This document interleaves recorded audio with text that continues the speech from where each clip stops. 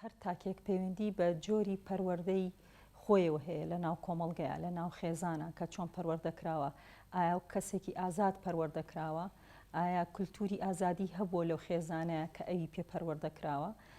بۆیە دەرەنجام ئەو کەسایەتی لێ دروستە بێ کە بە پێی پەروەردەکەی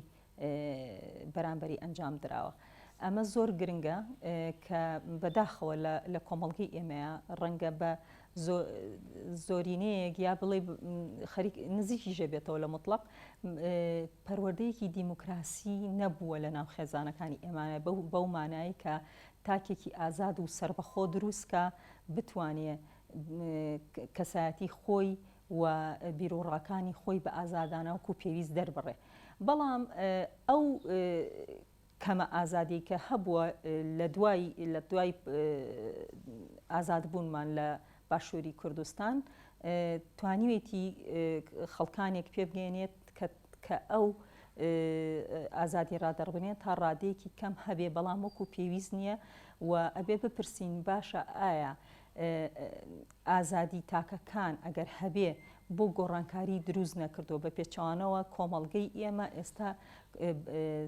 سیرکەین لە ڕووی تێڕوانینی بەرامبەر بە مافەکانی ژن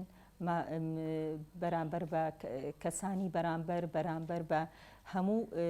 مافەکانی منداڵ وەکو پێویست بەرەو پێشەوە نەچوو. ئەمەش پەیوەندی بەوەیە کە ئازادی ڕادەڕبڕین نەبووتە هۆی گۆڕانکاری، نەبووتە هۆی دروستکردنی ڕای گشتی لەسەر کۆی بابەتەکان کە پرسی کۆمەڵگەیە تا بتوانێت ئەو گۆڕانکاریە باشە دروستکە و کۆمەڵگێکی باش و مەدەنیمان لێ بەرهەم بێ، تاکتیا خۆشگوزەران بێ، خێزانتیا خۆشگوزەران بێت. بۆ ژن دوو جار لە کۆمەڵگەی ئێمە کەم و کوڕێکی زۆر هەیە. واتە ئەگەر ئازادی، ئەگەر دیموکراسی، ئەگەر پەروەردەیەکی دروست بۆ نێرینە نەبوو بێت، بۆ پیاو نەبوو بێت، ئەو بۆ ژن چەند جار نەبووە. واتە ئەو جیاوازی ڕەگەزیە کە لە پەروەردەی خێزانەکانە هەبووە بەرامبەر بە ژن ئەنجام درراوە بۆتە هۆی ئەوەی کە ژن کەمتر ئازاد بێ لە دەربڕینی بیر و بۆچوونی خۆیان، لە دەربڕینی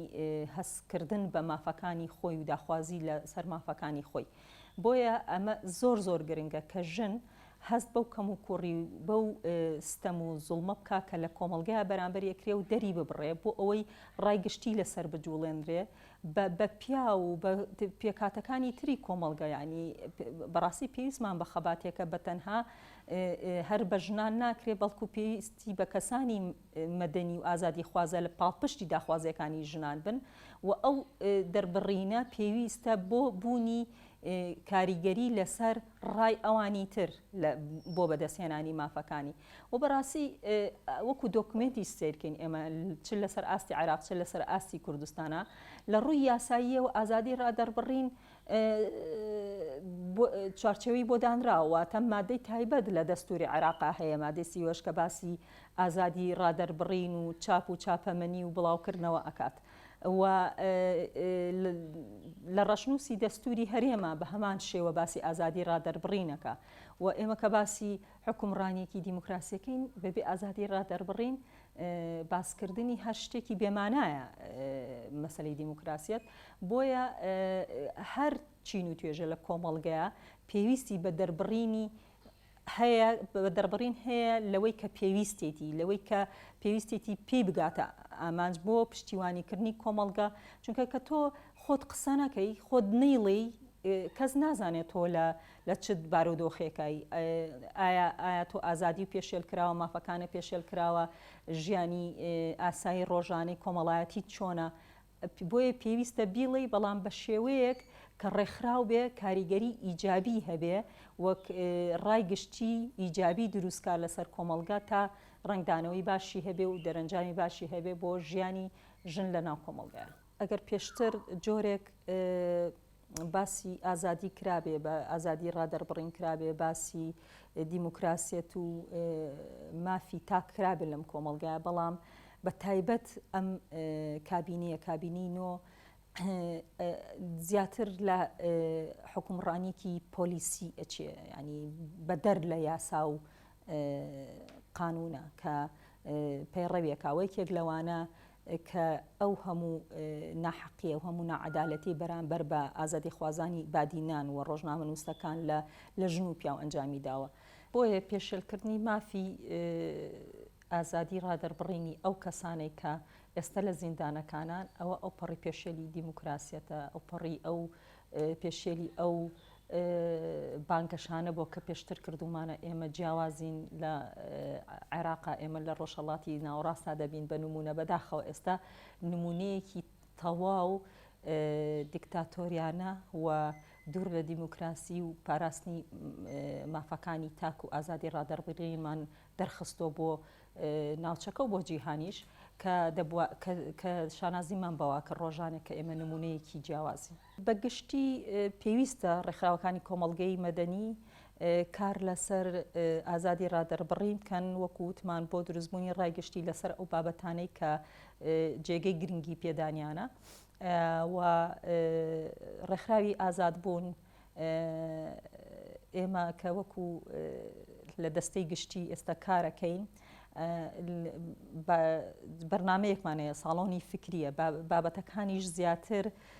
کە کۆڕی لەسەرگیریە و خەڵک کۆ دەبێتەوە گوێی لێ دەگرێ زیاتر پەیوەندی بە ئازادی تاکەوە هەیە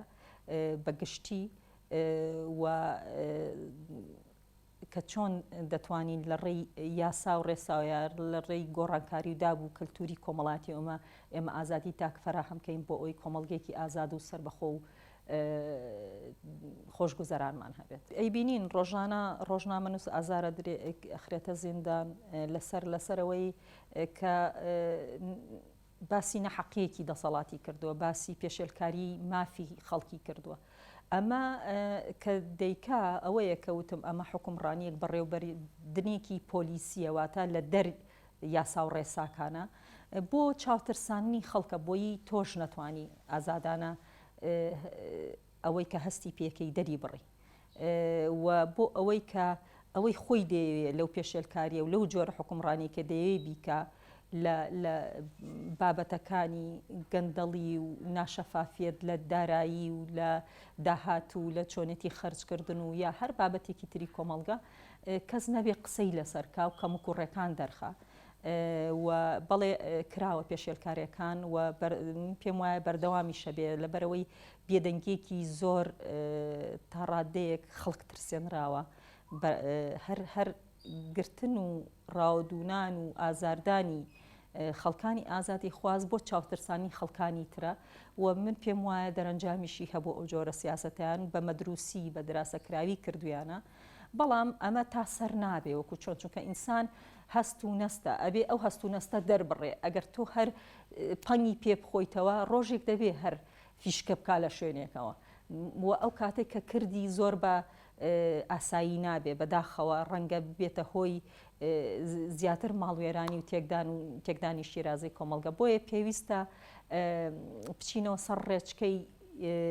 ئەو پرینسیپانە کە مافەکان و مافی ئازادی ڕادەربڕینی تیا دەپارێزرێ تا گفتوگۆ و حیوارێک هەبێ لە نێوان پێکاتەکانی کۆمەڵگە بۆ دروستکردنی بڕیاری دروست و پێکاتەکانی کۆمەڵگە لەگەڵ حکوومەتە بۆ دروستکردنی بڕیاری دروست لە بەرژەوەندی خەڵک. بەداخەوە ئەو شیرازەیە بەیەکەوە نەبەسراوەتەوە، یعنی بەڕاستی دەسەڵاتیش کە پێشێلکاریەکە سوودی لەو پەرتەوازیە بینیوە کە لە نێوان ئازادی خوازان و کەسانی مەدەنی خوازە هەیە لە ناو کۆمەڵگەیە. بۆیە پێویستە ڕێکخراوەکانی کۆمەڵگەی مەدەنی کەسانی ئازادی خوازە ڕۆشنبیرەکان و زیاتر پەیوەندیان هەبێت، زیاتر ئاگاداری کارەکانی یەکتر بن و یەکدەنگیش بن لەسەر کۆی بابەتەکان کە پەیوەندی بە بەرژەوەندی گشتیەوەیە و ئەو تۆڕانەی کە دروستکراون تۆڕی هاوبەشی ڕێکخراوەکانە چیناوەنەی کۆبەندە نازانم بەداخەوەکو پێویست نییە، وەکو پێویست ئەو هەمانگیە نییە، ئەو کۆدەنگیە نییە. ئەوەش پەیوەندی بەو کردبوونەوەی کۆمەڵگەوە هەیە کە کردبوونێکی حیزبیە، کردبوونێکی زۆنی سەوز و زەردە کە کردبوونێکی ناوچەییە لە نێوان بادینان و سۆران، لە نێوان هەولێر و سلەیمانی کە ئەو پێوترێ زۆنی زەرد و ئەم پێوترێ زۆنی سەوز. ئەم کردبوونە سیاسیە حیزبیە بۆتە هۆی پەرتەوازەبوون و پچڕانی شیرازەی کۆمەڵگەکە نەتوانێت یەک بگرێتەوە و هاودەنگ بێ بۆ ئەو بابەتە ژیاریانەی کە پەیوەندی بە ژیانی خۆیەوەتی.